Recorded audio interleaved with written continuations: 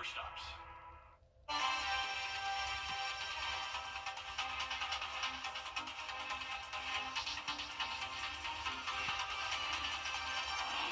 Now on News Channel 6 at 6, 2025, bringing changes to the laws in Georgia, what you need to know and how they'll impact you. As your News at 6 starts now. Live from Television Park, this is WJBF News Channel 6 at 6.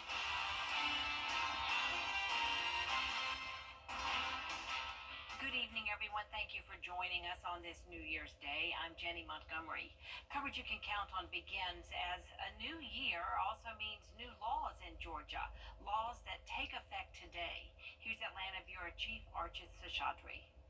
This year, Georgia's school voucher program, or the Georgia Promise Scholarship, goes into effect, which allows K-12 students in lower performing schools to receive up to $6,500 in funding for private tuition, tutoring, and other qualified education expenses. The lieutenant governor hopes to expand that this legislative session. I want to give foster families the opportunity to tap into the school voucher program, something that we passed, a school choice program that we passed this past year. This voucher would give those families who are willing to foster a child, give them the opportunity to be. Right now, it's just people who are in failing school systems that apply for the voucher program. This would give foster families as well. Certainly, I see education going as improving the literacy rates. I think the graduation rates are good, but literacy is much more important. When we have about 46% of third graders not reading on grade level, I think that is something that we definitely need to recognize and address. Another law that goes into effect involves unhoused or homeless voters who will have to register at the county election office and receive any election mail there. Also this year, the Department of Audits and Accounts will review the state's tax benefits to see how the incentives are performing and if they're truly beneficial. As legislators, we're going to have to continue to improve infrastructure, make sure public safety is at the forefront, make sure our tax systems are very competitive, and just make sure we continue to be a good quality of life that people have come to love. There's also a new push with House Bill 139 that got passed to get rural healthcare access to reform the state's Certificate of Need rules for hospitals. That's to help low-income and uninsured Georgia families. Reporting in Atlanta, Archit Seshadri, Atlanta Bureau Chief. Time now for our first check of our weather, and for that, we turn to Chief Meteorologist Jenna Petracci. Well, beautiful sunshine for us to kick off the new year. You're taking a look at our Terry Lambert Hyundai Skyview Cam over in Aiken. The sun is going down and temperatures will be chilly tonight. Notice it is around 12 to even 19 degrees cooler than it was this time yesterday. So if you were out and about for New Year's Eve, you probably noticed how mild it was. Even until around midnight, we were seeing some places in the upper 50s, but it will be much cooler tonight. We're already down into the upper 40s in Aiken, 48 degrees there, 52 in Allendale, 52 in Thompson, Augusta, you're at 53, Swainsboro at 54, Wrightsville at 53, 50 in Crawfordville, and 51 now in Washington. Dew points are low, so we have this dry air mass that has moved in behind the cold front passage yesterday, and the winds are still a bit breezy, so sustained winds around 5 to 12 miles per hour. The highest wind gusts in our northwestern counties, currently up to 23 miles per hour in Evans, 21 in Lincolnton, and 20 in Sparta. Now, the winds will settle down tonight as high pressure settles in, clouds to the north of us, but we will stay clear tonight, and our temperatures will be falling down to 41 degrees by 9 p.m. and 10 o'clock tonight. Now, looking ahead, you can see cool and sunny weather in the forecast Thursday, and then becoming more cold as we get into the weekend. High of only 50 on Saturday, lows dropping down into the 20s, but this is just the beginning of some very cold air that we will see over the next couple of weeks. Stay with us for that full 10-day forecast coming up. And back to you, Jenny. All right, thanks, Jenna. To the tragic news from New Orleans that we've been following all day. A new year means new resolutions. One of the most common every year is working out and getting to the gym. Graham Lee is in the studio now with more. Well, absolutely, Jenny. Whether it's staying consistent or getting back in the routine, working out is a top resolution for many, but it's not the easiest to stick to. Nearly 50% of people with fitness-related New Year's resolutions actually give up on them by February. Many lose motivation if they don't see quick results, but there was great turnout at the Gold's Gym in Evans this morning, and they say it's one of their goals this year to keep old and new members coming through the doors. Each person every year, they have good intentions, but our main thing is to get it to stick. So when we're able to kind of help them get on a program, show them the ropes of the club, and get results. So results motivate and keep you coming. And yeah, that location actually just won an award for the most improved gym nationwide thanks to their customer service and having top-notch equipment for their members, Jenny. All right, Graham.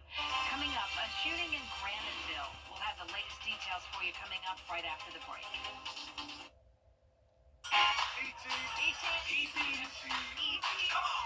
USA. A shooting investigation is underway in Aiken County. One person was shot this morning on Dogwood Avenue in Graniteville. No word of any arrest at this time. Deputies say this may have been an accidental shooting, but they're still investigating. Also in Graniteville, an investigation underway after 2 house fires broke out near Sage Creek Park. The first happened on Stone Pass Drive. Officers say someone in the home was charging an older computer and a mattress caught fire.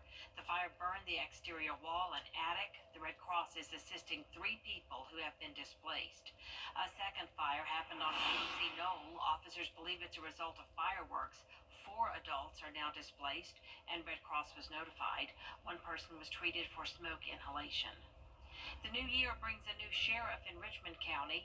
It's day 1 for Eugene Brantley, and he's already announced big things for the county. Tomorrow, 100 new hires will take the oath of office. He's also increasing starting salaries for deputies by $6,400 and jailers by $10,000. Certified employees will receive a $1,500 stipend. An interim superintendent has been named for the Richmond County School District following former superintendent Dr. Kenneth Bradshaw's resignation. Dr. Melinda Cobb is currently the associate superintendent of academic services. The Board of Education selected her as interim during its December meeting. Dr. Cobb has worked for the school system for 20 years with 3 on the superintendent's cabinet. She'll serve as interim until a permanent replacement is found. In the upstate of South Carolina, 4 people are dead after a crash in Greenville County. Investigators say the victims were traveling to celebrate New Year's when their car was hit by another vehicle. Highway Patrol says they were backing out of a driveway when they were hit. The other vehicle then ran off the road and hit a tree. Anytime a family member loses somebody, it's extremely tragic. But more than likely, it sounds like all these families may know each other. Hopefully they can grieve together. Hopefully we can give them some answers as soon as possible how their family members died. The driver of the other vehicle, 31-year-old Nicholas Meeks, was arrested and charged with 4 felony counts of DUI involving death. Chief Meteorologist Jennifer Trotchi is back with us now. Jenna, lots of sun today, but definitely cooler. Yeah, much cooler start to the new year, and these cool temperatures will linger even into the 2nd and maybe 3rd week of January. We will be well below normal, and we could have a harsh wind chill and maybe even some winter weather. Stay with us for your full forecast when we return. Over the years, thousands of people have gotten their hands on one. And who knows, you could be next. Win your very own Good Morning Augusta coffee mug at WJBF.com/coffee club. Sponsored by Honda Cars of Aiken. 3, 2, 1. Start the new year with a big smile, big style. It's the Rooms to Go New Year's sale. Save on the latest looks, the newest styles, fresh new furniture for your home. Oh, hello. Whether you shop online or in store, save big with low sale prices on the perfect pieces and ready-to-go packages. Do you have a room resolution this year? It's time to make it happen. Shop the Rooms to Go New Year's sale going on now. The Aiken Performing Arts Group. Quality over quantity. Built to last. Scan the QR code to discover the difference. WJBF News Channel 6 wants you to join our team. We're looking for talented applicants in a variety of fields.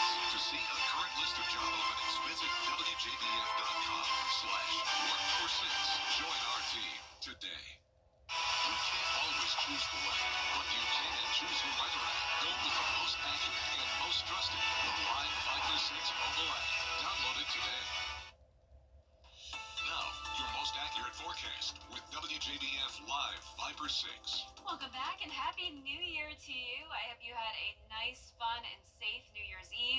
enjoyed the warmer weather yesterday because that was the last of it, at least for the next couple of weeks to come. But right now we're enjoying a nice sunset on our Terry Lambert Hyundai Skyview Cam in Emmanuel County, sitting at 53 degrees, definitely cooler than it was yesterday and a bit breezy, an 8-mile-per-hour wind coming in. Dew point of 31, and some of our temperatures are now down into the upper 40s in places like Washington, Crawfordville, and Aiken. The rest of us in the low 50s. Our satellite and radar showing clear skies here in the two-state. High pressure moving in from the west. Very quiet today all across the southeast, but snow up in parts of the northern half of the United States, especially across the northeast. For us tomorrow, we're going to have another round of sunshine, starting out your morning cold in the 30s and then climbing into the mid-50s in the afternoon. So we'll be a couple degrees cooler than it was today. And notice our low temperatures are going to be in the 20s for the most part over the next 7 days. There is this one spike here, though, on Monday, and that will be due to a rain chance. And at this time, at least, I'm not expecting any freezing rain with that, as we will be warming up to above freezing. But we do have to talk about the possibility of some winter weather as we go into next week.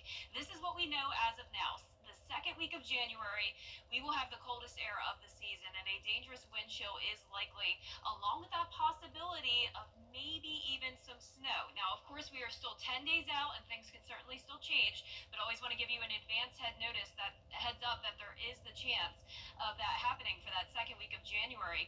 Notice the CSRA in a good portion of the southeast expected to be well below normal. In fact, when we see this shade of blue, that means there's a 100% chance of below normal temperatures, and that's because of the polar vortex setup here. So the polar vortex always exists up in the North Pole, but what's going to happen is it will weaken, and some of that cold air will dip down into the southeast. So that will bring us that Arctic blast next week and potentially cause that dangerous wind chill as we head into next Saturday morning. Now, I do want to emphasize once again that this is a changing forecast, but this just gives you an idea of how cold that wind chill could be. And we're talking the possibility of maybe some single digits and also the chance of some snowfall. Notice all of the CSRA and a good portion of Georgia and South Carolina stretching all the way into Texas under that chance of some snow as we go into next weekend.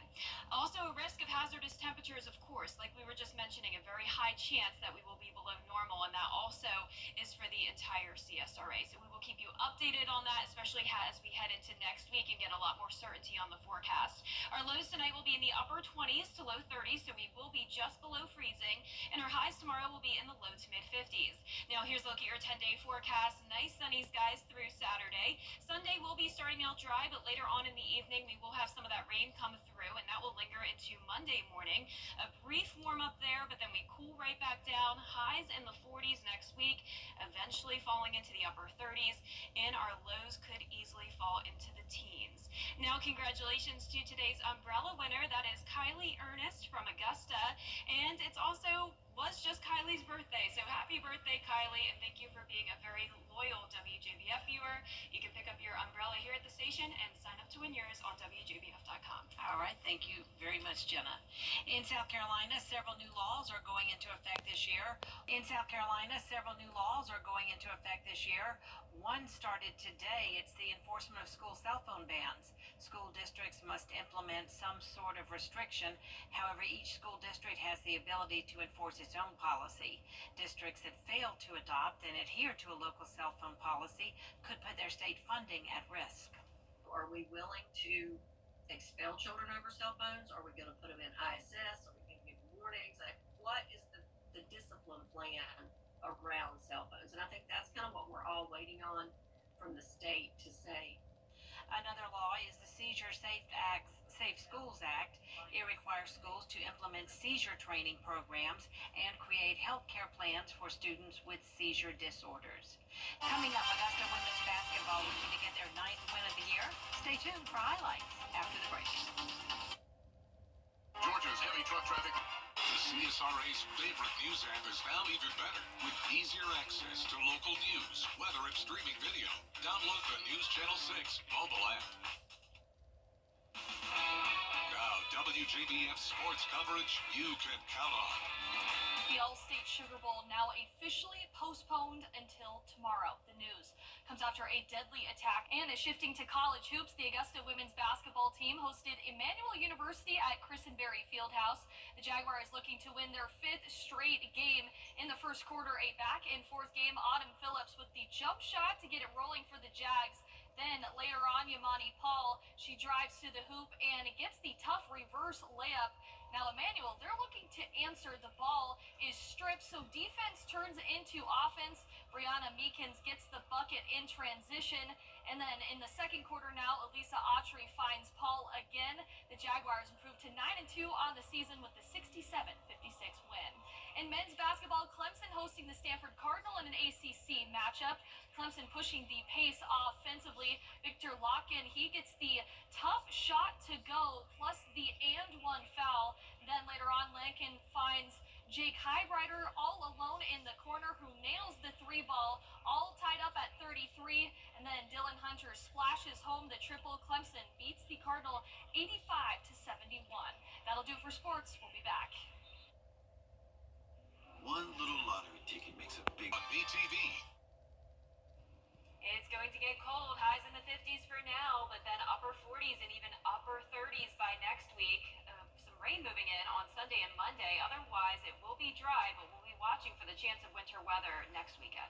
And finally tonight, LG's over-the-range microwave has 3 cameras built into it. Now, you may be asking, why would you want cameras in your microwave? Well, they say it can monitor your food in real time and also create time-lapse videos.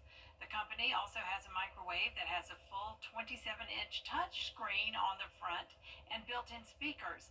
Now you can watch your favorite morning newscast right there in the kitchen, or for us, your favorite evening newscast, right? Oh, absolutely.